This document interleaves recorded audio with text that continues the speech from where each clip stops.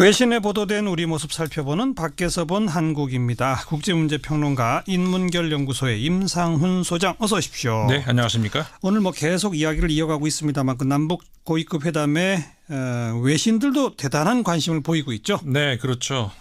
미국, 중국 비롯해서 세계 주요국들의 언론들 오늘 판문점에서 시작된 남북 대화에 대해서 비중 있는 보도를 하면서 관심을 계속 보이고 있습니다. 예. 특히 중국 언론들 같은 경우에 실시간 서울 주재 특파원을 연결을 해서 현지 분위기, 그러니까 서울 분위기와 시민 인터뷰 등을 전하는 그런 모습들, 그러니까 아주 관심을 많이 보였는데요.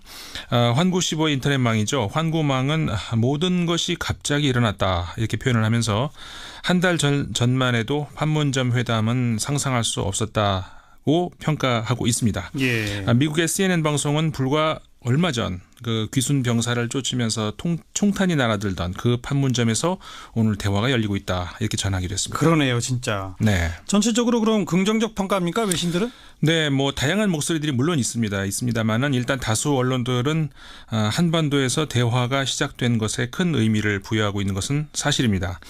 북한의 비핵화에 접근하는 것은 물론 누구나 바라는 것이겠지만은 현 단계에서는 이번 남북 회담에서 거기까지 바라는 건 무리다는 그런 분석이 다수고요. 예. 일단 평창 동계올림픽 참가 문제, 그다음에 조금 더 멀리 본다면은 남북 이산 가족 상봉 문제라든가 문화 교류 이런 것들이 어떤 중간 단계의 목표가 될 수 있다 이런 이제 분석도 나오고요. 예. 미국의 시사 주간지죠 타임지 같은 경우의 보도가 그렇습니다. 예. 조금 전 중국 언론이 모든 것이 갑자기 일어났다 이렇게 썼다고 그랬잖아요. 그런데 사실 원인이 없는 결과라는 게 있겠습니까? 자, 무엇이 북한으로 하여금 대화에 임하게 만들었을까? 외신들은 어떻게 평가합니까? 그러니까 역사라는 게 재검증을 해볼 수는 없는 거 아니겠습니까? 그러니까 인과관계를 과학적으로 증명해 볼 수는 없겠지만, 근데 트럼프 대통령의 경우는 자신의 강한 압박으로 북한으로 하여금 문을 열게 만들었다. 그렇게 주장하죠. 그렇죠. 예. 그리고 문 대통령도 자신한테 그래서 고맙다고 표현까지 했다 이렇게 주장을 하고 있는데 예. 전문가들 입장은 조금 다릅니다. 그러니까 이 코너에서도 그동안에 수차례 전해드렸습니다마는 수십 년 대북 압박이 거의 대부분 실질적 효과가 없었다는 것이 국제사회에서 이 전문가들 사이에서 잘 알려진 일이거든요. 아하.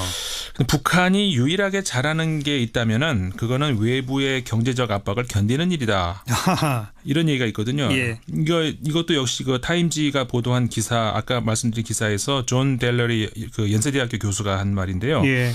그래서 이번 남북 회담의 공은 대북 압박이라고 하는 트럼프에게보다는 대체적으로 문재인 대통령 쪽으로 공을 돌릴 수 있다. 이렇게 타임지가 평가를 했습니다. 타임지가? 네. 또 다른 언론들도 그런 문재인 대통령의 역할이 컸다는 평가가 또 있습니까? 네. 타임지 외에도 예를 들어서 독일의 또 시사 주간지인데요.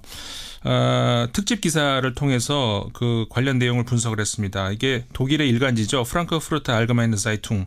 이 계열사의 주간지인데요. 금주의 인물로 문재인 대통령을 선정을 했습니다. 그러면서 문 대통령이 김정은 위원장과 협상을 하고 있는데 이 협상은 성공할 것으로 보인다 이렇게 전하면서 그간의 노력이 결과로 증명되고 있다 이런 평가를 내렸습니다. 예.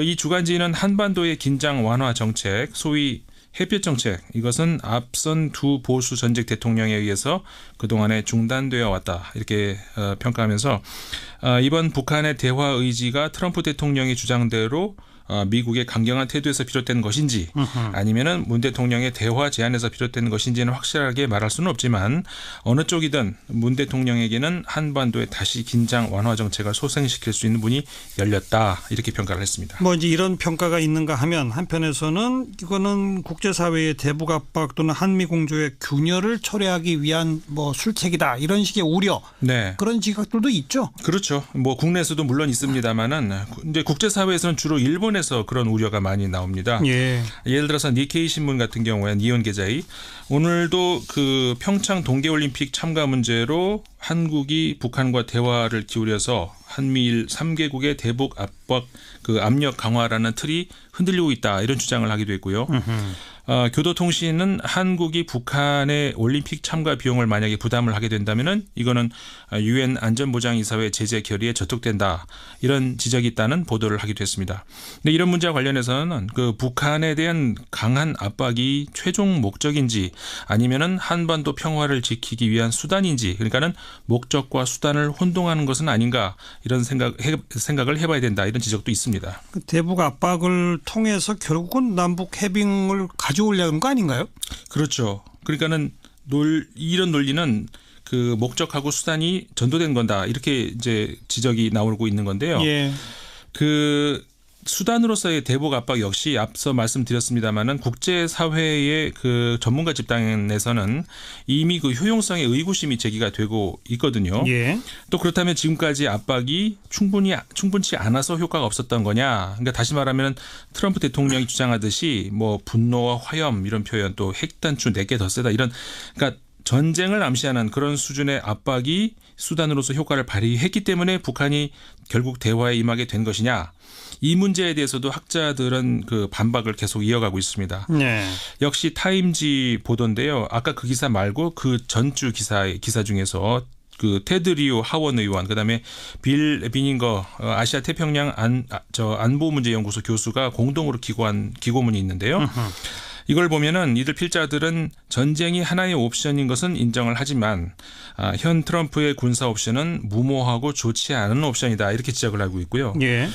그리고 또 아예 군사 옵션은 옵션이 아니라는 비판도 나오고 있습니다. 아하. 이거는 9일자 오늘자죠. 그 미국의 워싱턴 포스트의 이 양반이 보수 성향의 칼럼니스트인데요. 제니퍼 루빈이라는 그 언론인이 기고문을 게재를 했는데요. 예.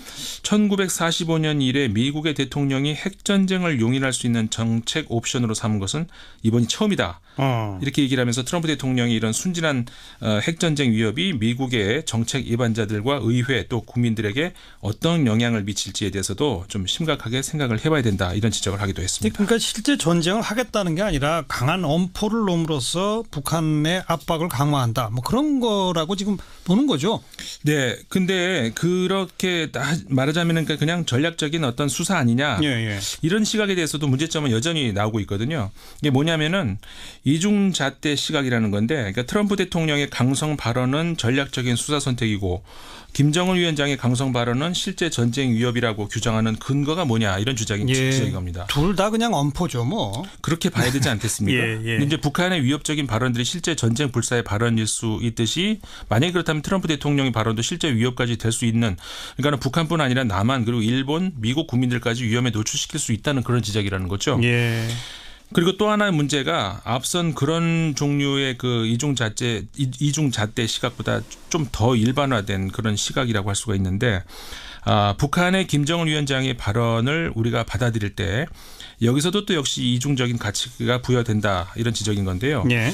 가령 이번에 김정은 위원장의 신년사의 경우에 미국에 대해서는 핵단추 언급에서 나오듯이 아주 강성 발언이었고 남한에 대해서는 대화를 제안하는 그런 온건 발언 아니었습니까? 그렇죠.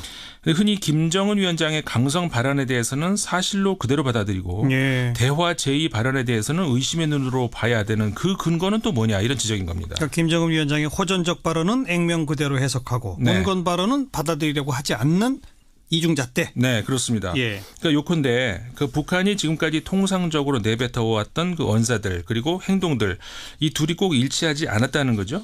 그러니까 의도적이든 그렇지 않든 간에 흔히 우리가 역대 북한 지도자들의 발언을 받아들일 때 위협적이고 호전적인 그런 발언들에 대해서만 그대로 받아들이고 즉 위협으로 받아들이고 네. 다소 온건한 목소리 또는 이번 경우처럼 대화하자는 그런 목소리가 나올 때는 경계의 막을 쳐놓고 걸러서 들었던 것은 아닌가 이런 지적인 겁니다. 예. 그러니까 이런 문제와 관련해서 영국의 한 언론에 실린 칼럼이 좀 주목을 끌게 되는데요. 영국 가디언 신문의 그 3일자 한 칼럼에 실린데 이게 메리 디에프스키라고 하는 언론인의 지적이 바로 그 정확하게 그겁니다. 예. 그러니까 이 칼럼은 그 북한의 호전적인 발언은 액면 그대로 받아들이고 최근에 완화된 발언들에 대해서는 기만하기 위한 책략으로 받아들이는데 문제가 있다 이런 지적을 하고 있거든요. 예, 예. 지난 김정은 위원장의 신년사 중에서 핵 단추 발언 같은 경우도 과거 소련 당시에 후르시초프 공산당 서기장이 했었던 미국을 땅에 묻어버리겠다. 이 발언과 유사하다는 거죠. 네. 그러니까 다시 말하면은 과거 소련이나 북한과 같은 이 폐쇄되고 비민주적인 독재 국가들을 외교 무대에서 상대를 하려면은 네. 이들의 화법에 대한 정확한 수사적인 해석이 필요한데 이들의 통상적인 거친 화법을 그냥 우리식 화법으로 똑같이 해석을 하면 안 된다는 주장인 거죠. 단어 자체만으로 의미 부여할 게 아니다. 네, 그렇습니다.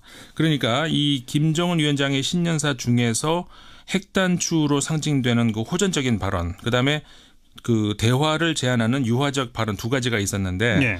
흔히 그러니까 이 중에서 한 가지에만 의미를 부여하고 나머지 하나는 내치려 했다면은 그거는 수사적인 해석의 오류이거나 그렇지 않다면은 이건 정치적인 의도가 있거나 둘 중에 하나라는 거죠. 정치적 의도가 있는 거죠. 그러니까요. 예. 그래서 이제 가디언의 그 디옙스키 칼럼에 따르면은 지난달에였죠. 그 틸러슨 미 국무장관이 전제 조건 없는 대화를 제안을 하지 않았습니까? 네.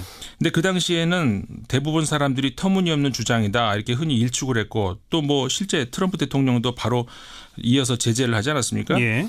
근데 이게 지금 와서 보면은 남북이 좀 실제 그쪽으로 가고 있지 않냐 이런 거죠. 네. 따라서 이 칼럼은 왜 이런 실질적인 변화는 애써 무시하거나 의심을 하고 실질적 행동으로 이어지지 않는 수사적인 위협들에만은 그 의미를 부여하느냐 이런 주장인 거죠. 예, 예. 근데 결국 그런 화해의 움직임에 대한 회의적인 자세가 제가 아까 말씀드린 것처럼 오히려 정치적인 의도가 있지 않느냐 이런 지적인 셈입니다. 그러니까 이런저런 말에 집중할 것이 아니라 당사자들의 행동, 그래서 변화하는 상황 여기에 집중하자. 그렇죠.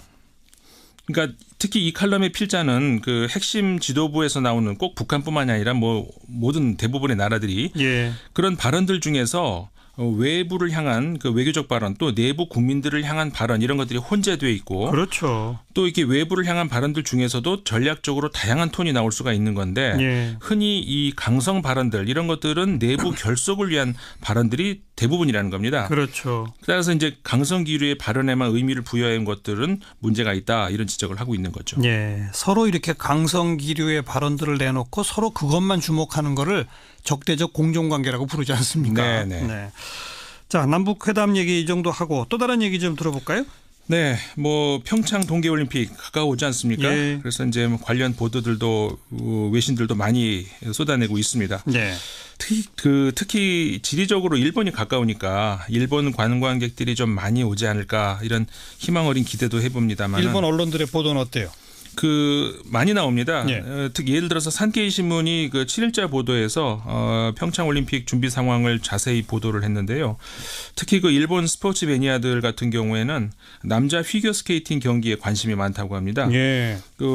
저는 잘 몰랐지만 이 2014년도에 소치의 동계올림픽에서 일본 이제 남자 피겨스케이팅 금메달이 있었던 모양인데 네. 한유 유주루 선수 이 선수가 이번에 그 출전이 확정이 됐다고 하거든요. 예, 예. 그러자마자 이 남자 피겨스케이팅의 티켓이 완전히 매진됐다고 합니다. 아. 그뿐만이 아니라 그 뒤에도 이제 대기자들이 줄을 서서 기다리고 있다고 하거든요. 예, 예. 그러니까는 그 스포츠 매니아들은 일반적인 그 한국 관광 가볼까 그런 막연한 그런 게 아니라 종목에 따라서 정확하게 그렇군요. 찍어서 이렇게 티켓을 구매하는 예. 모양입니다. 그럼 일본 관광객이 많이 오려면 일본이 피겨스케이팅 말고 다른 종목에서도 좀 잘해주길 우리가 기대해야 되겠는데요. 그렇죠. 그런 셈입니다. 예, 예. 뭐 외신에서는 대체로 그 평창의 준비는 잘 되고 있다 이런 평가입니까? 어떻습니까? 네, 그렇습니다. 아까 그 산케이 신문의 경우도 소개를 해드렸습니다만은 전체적으로 좀 낙관적인 그런 이야기를 하고 있거든요. 예. 티켓 판매 우리 몇 달 전만 하더라도 사실 걱정하지 않았습니까? 예. 근데 모르겠습니다. 이 산케이 신문의 보도에 따르면은 굉장히 낙관적이다 이렇게 보도를 하고 있고요. 얼마 전 우리 국내 언론에도 보도가 됐는데 네. 뭐 표가 이제 거의 다 팔렸다는 거예요. 간단히 말하면 네, 현장 네. 판매분을 빼고 예매는 거의 다 끝났다. 뭐 네. 이런 상황이더라고요. 네네. 예. 그리고 오늘자 일본의 아사히 신문이 이번에 평창올림픽에 참석 가능성이 있는 귀빈들 선수가 아니라 귀빈을 예상하는 그런 기사를 게재했거든요. 그러니까 각국 정상급들 말이죠. 네, 예. 맞습니다. 물론 당연 이 관심사가 북한에서 누가 과연 올 것인가 아니겠습니까? 만약에 북한이 참가를 한다면. 참가는 뭐 거의 확실시되는 거고요. 네, 그렇죠.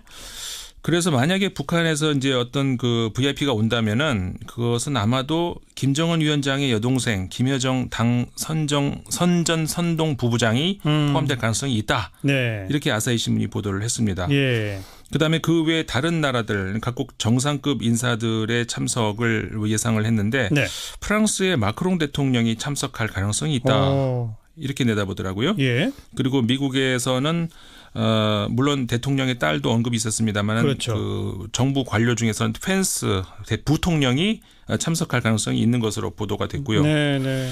뭐 그 외에도 43개국의 정상급 인사들이 참여 의사를 나타냈다. 이렇게 그 강경화 장관이 외교장관이 말을 하지 않았습니까? 예. 그거를 인용을 해서 보도를 하기도 했습니다. 예. 그리고 또 그 한국 정부가 중국의 시진핑 국가주석 그다음에 일본의 아베 총리에게도 참석을 요청을 했다. 네. 이 사실을 전하면서 일본은 근데 그 위안부 문제 해결을 담은 그 한일 합의 문제 그 있지 않습니까? 그렇죠. 그래서 이제 한국 그 정권의 대응을 주시할 자세다. 그래서 일본 그 아베 총리의 참석 보류를 포함을 해서 아직까지 결정은 안 된 것 같습니다. 그래서 예. 여러 가지 가능성을 놓고 신중하게 검토를 하고 있다. 이런 보도도 나왔습니다. 오늘 오후에 우리 정부가 입장을 내놨는데 아마 아베 총리의 올림픽 참여는 좀 어려워지는 것 같아요. 상황으로 봐서는. 네. 시진핑 주석도 아직 결론을 내리지는 못한 그렇죠. 거죠? 네. 중국에서도 아직 그 결정을 내리지는 않았고요. 예. 물론 아까 말씀드린 그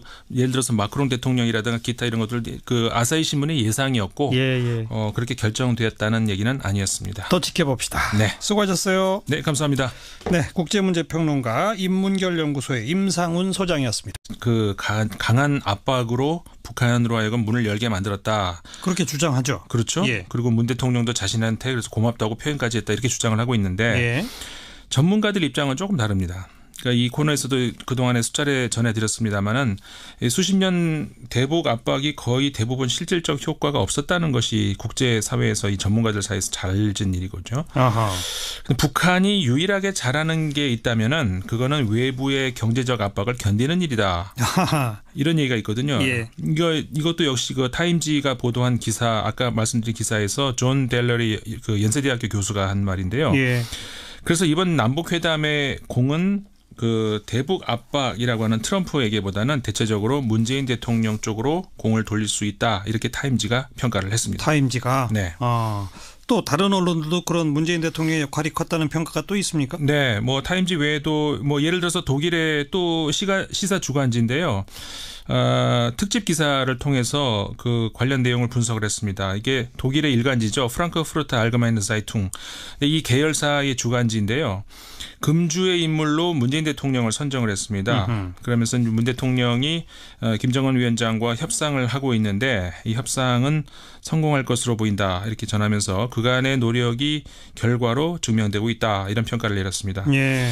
이 주간지는 한반도의 긴장 완화 정책, 소위 햇볕 정책, 이것은 앞선 두 보수 전직 대통령에 의해서 그동안에 중단되어 왔다. 이렇게 평가하면서 이번 북한의 대화 의지가 트럼프 대통령의 주장대로 미국의 강경한 태도에서 비롯된 것인지 아니면은 문 대통령의 대화 제안에서 비롯된 것인지는 확실하게 말할 수는 없지만 어느 쪽이든 문 대통령에게는 한반도에 다시 긴장 완화 정책을 소생시킬 수 있는 문이 열렸다. 이렇게 평가를 했습니다. 뭐 이제 이런 평가가 있는가 하면 한편에서는 이거는 국제사회의 대북 압박 또는 한미 공조의 균열을 초래하기 위한 뭐 술책이다. 이런 식의 우려.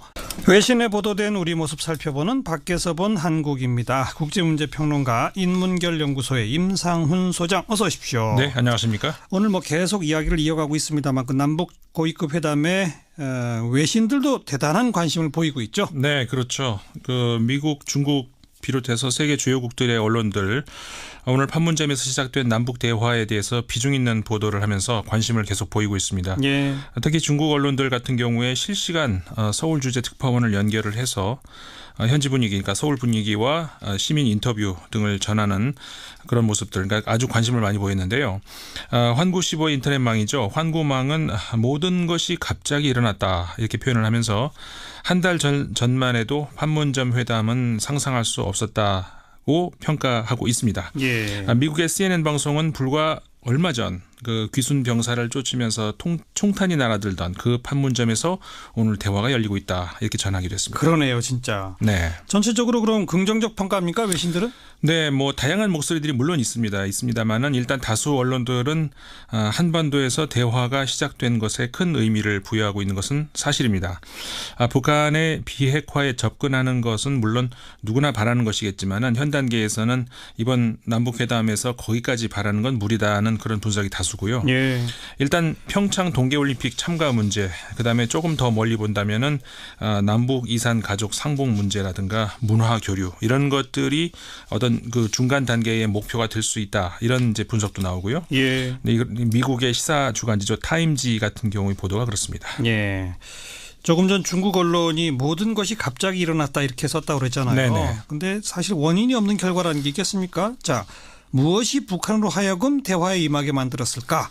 외신들은 어떻게 평가합니까? 그러니까 역사라는 게 재검증을 해볼 수는 없는 거 아니겠습니까? 그러니까 인과관계를 과학적으로 증명해 볼 수는 없겠지만 근데 트럼프 대통령의 경우는 자신의 그런 지각들도 있죠. 그렇죠. 뭐 국내에서도 물론 있습니다만은 이제 국제사회에서는 주로 일본에서 그런 우려가 많이 나옵니다. 예. 예를 들어서 니케이 신문 같은 경우에 니온 게자이 오늘도 그 평창 동계올림픽 참가 문제로 한국이 북한과 대화를 기울여서 한미일 3개국의 대북 압력 강화라는 틀이 흔들리고 있다 이런 주장을 하기도 했고요.